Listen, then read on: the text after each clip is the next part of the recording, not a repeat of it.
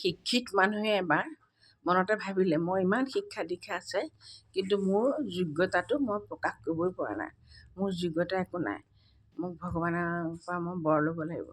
সদায় এটা মন্দিৰৰ কাষত গৈ বহি বহি ভগৱানক কয়, সেই ভগৱান তুমি মোক ইমান শিক্ষা দীক্ষা দিলা কিন্তু মোৰ সেই শিক্ষা দীক্ষা মূল্য মই ৰাখিবই পৰা নাই, মোক তুমি 3টা বৰ দিয়া। তেতিয়া এদিন ভগৱানে লগ পাই ক'লে ঠিক আছে বাৰু তুমি 3টা বৰ লোৱা, কি বৰ লাগে কোৱা। তেতিয়া ক'লে যে এঠাইত গৈ ভগৱানৰ লগতে গৈ আছে, এটা ঘৰ দেখুৱালে, এই ঘৰটো মানুহজন দেখিছেনে, সেই মানুহজনৰ কিন্তু একো ইমান যোগ্যতা নাই কিন্তু সি চবতকৈ এতিয়া ধনী মানুহ হৈ আছে, তাৰ যোগ্যহীন ব্যক্তি এজনক ইমান ধন ধান দিয়াৰ কোনো অৰ্থ নাই। ভগৱানে বোলে ঠিক আছে।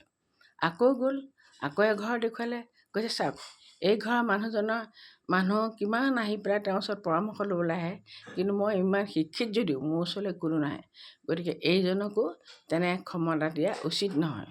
তেতিয়া ভগৱানে ক'লে ঠিক আছে। আকৌ গৈ এজন মানুহক পালে, কৈছে এই মানুহজনে চাওক সাগৰত ব্যৱসায় কৰে, অনেক ধন ধান টকা পইচা পায়, টকা পইচা আছে কাৰণে ধন ধান আছে, গতিকে এই মানুহজনক ইমানখিনি যোগ্যতা দিব নালাগে। ভগৱানে ক'লে ঠিক আছে। তাৰপৰা গৈ তাৰ ঘৰ পালেগৈ, তেতিয়া নিজৰ ঘৰ পাই ভগৱানক ক'লে যে ভগৱান এতিয়া মোৰ বৰকেইটা দিয়া। তেতিয়া ভগৱানে ক'লে মই দেখোন তোমাক 3টা বৰ দিলোঁৱেই, তুমিতো নিজৰ কাৰণে একোৱেই নুখুজিলা, তুমি খালি পৰৰহে আপত্তিবোৰ দিলা, পৰৰ উন্নতি নোহোৱাটোহে তুমি বিচাৰিলা, গতিকে তোমাৰ এতিয়া বৰ লৈ কি লাভ আছে, তুমি আৰু বৰ নোপোৱা। এই কথাটো আমাৰ মানুহৰ ক্ষেত্ৰতে খাটে।